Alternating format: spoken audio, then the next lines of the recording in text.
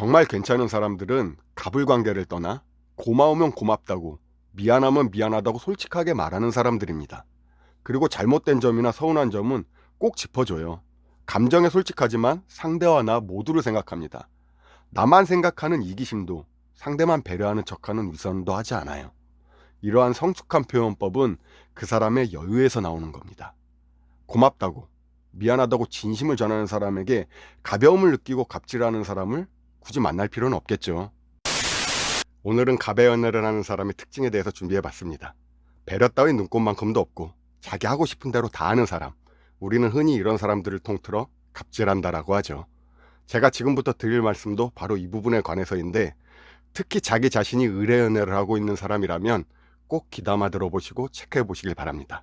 아마 제목만 보고 들어오신 분들은 지금부터 제가 하는 말에 적지 않은 충격을 받을 수 있을 거예요. 보통의 시나리오대로라면 갑질하는 사람들의 특징은 어떤지 쭉 나열해 놓고 이런 사람들은 멀리하거나 걸러라 라는 말로 진행될 텐데, 저는 조금 다른 방향으로 해석해 봤습니다. 그동안 갑의 연애란 단어에서 풍기는 부정적인 고정관념을 넘어 새로운 패러다임을 제시해 줄 수 있을 거라고 믿어요. 그럼 바로 시작하겠습니다. 여러분의 지난 연애를 한번 생각해 보세요.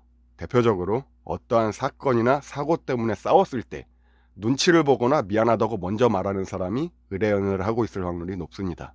그렇죠? 반면에 갑의 연애를 하는 사람들은 비록 자기가 잘못되었을지라도 상대가, 그러니까 의뢰 연애를 하고 있는 사람이 자기한테 미안하다고 할 걸 알아. 그럼 먼저 미안하다고 말을 잘 하지 않습니다. 왜? 어차피 너가 할 거니까. 그럼 내 포지션을 유지하며 계속 갑질을 할 수 있겠죠. 대부분의 사람이 그래요. 이런 사람들은 걸러주는 게 맞습니다. 우리가 흔히 말하는 전형적인 갑질의 표본이죠. 이제는 더 이상 새삼스러운 사실도 아니지만 이런 사람은 상대를 봐가면서 갑질합니다. 쉽게 말해 너니까 그렇게 해도 된다는 소리죠. 그럼에도 불구하고 의뢰 입장에서 그 사람의 곁에 있는 건 둘 중 하나예요. 정말로 내가 쉬운 사람이거나 아니면 자기 자신이 그런 사람이라고 착각하고 있는 경우죠. 저 역시도 대부분은 후자에 속한다고 믿고 싶지만 안타깝게도 자기 자신을 잘 알고 객관화가 제대로 된 사람들은 그렇게 많지 않습니다. 만약 그런 사람이라면 이런 대접을 받으면서 의뢰 연애를 하지는 않겠죠. 좀 더 솔직히 말하면 나도 갑의 입장으로 연애하고 싶잖아. 누가 의리 되고 싶겠어요. 맨날 의뢰 연애만 하니까 갑의 연애가 부정적으로 보이고 나라면 그렇게 안 할 텐데 저 사람은 너무 배려가 없어. 내 마음을 조금만 서운하게 해도 그 사람의 입장을 이해해보기는커녕 너는 갑의 연애 끝판왕이구나. 진짜 갑질 쩐다. 이런 생각만 반복되는 거예요. 이런 마인드론 평생 의뢰 연애만 할 수밖에 없습니다. 또 이런 사람이 어쩌다 갑의 연애를 하게 되면 자기도 똑같이 그렇게 한다니까. 더하면 더했지 덜하진 않아요. 그런데 괜찮은 사람의 갑의 연애는 자기가 갑인지도 모르게 연애를 합니다. 심지어는 상대가 갑인지 알고 있는 경우도 많아요. 쉽게 말하면 분명히 내가 갑인 것 같고 내가 하자는 대로 상대는 다 맞춰줘.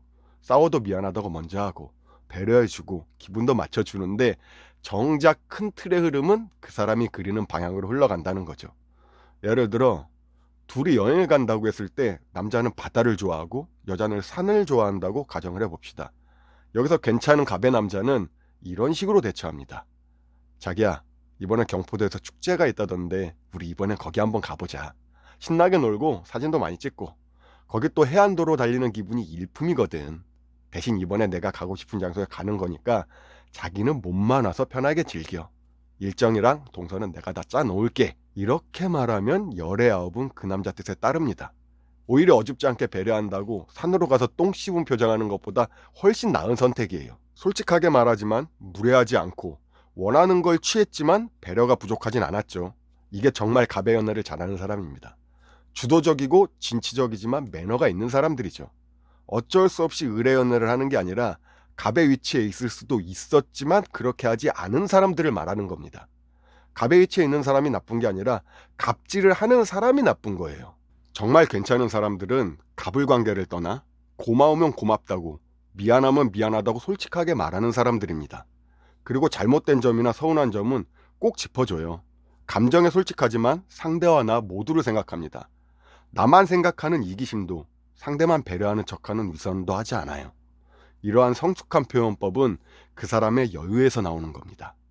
고맙다고, 미안하다고 진심을 전하는 사람에게 가벼움을 느끼고 갑질하는 사람을 굳이 만날 필요는 없겠죠. 남자가 갑의 연애를 하고 싶어하는 이유는 이 여자를 책임지는 과정을 좀 더 트러블 없이 진행시키고 싶다라는 관점이고, 여자가 갑의 연애를 하고 싶어하는 이유는 오로지 그 남자가 나만을 바라보고 나만을 사랑해 주길 바라는 마음이라고 생각해요. 물론 갑의 위치를 이용해서 상대를 호구로 생각하고 갑질을 할 수도 있지만, 남녀가 각각 저렇게 생각한다는 건 본능의 영역입니다.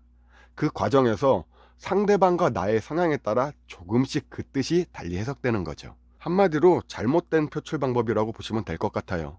너무 직관적으로만 생각해서 일어나는 현상입니다. 물론 갑의 위치가 되면 갑질할 수도 있고, 을의 연애를 하게 되면 호구가 될 수도 있습니다. 이런 사람들은 과감하게 멀리하세요. 내 자신을 돌보지 않으면 상대도 나를 그렇게 대하기 마련입니다. 을이 무조건 나쁘다는 편견은 버리셨으면 좋겠어요. 100쌍의 커플이 있으면 100명은 을의 연애를 하고 있는 겁니다. 크고 작은 차이만 있을 뿐이죠. 80대 20인지 60대 40인지의 차이만 있는 거예요.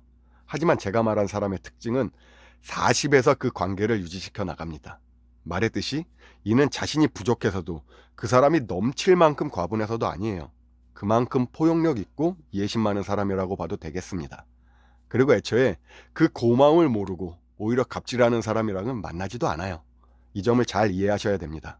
어떻게 보면 애초에 연애에서 갑과 을로 나눠서 생각해 본다는 게 모순이긴 한데, 결론은 내가 갑의 연애를 하게 되면 그동안 나에게 갑질했던 사람과 똑같이 행동할 게 아니라 위에 제가 예시한 사람이 되도록 노력해 보시고, 이왕 을의 연애를 하게 된다면 저런 마인드의 갑의 사람을 만나시길 바래요. 하지만 제일 좋은 건 서로에 대한 마음이나 사랑의 크기가 비슷한 사람들끼리 만나는 겁니다.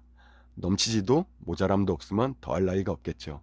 가장 중요한 건 고마움과 미안함을 솔직하게 말하고 표현하는 사람입니다. 이는 갑과 을을 결정짓는 잣대가 아님을 꼭 기억하시길 바래요. 제가 준비한 영상은 여기까지입니다. 오늘도 멋진 하루 되세요.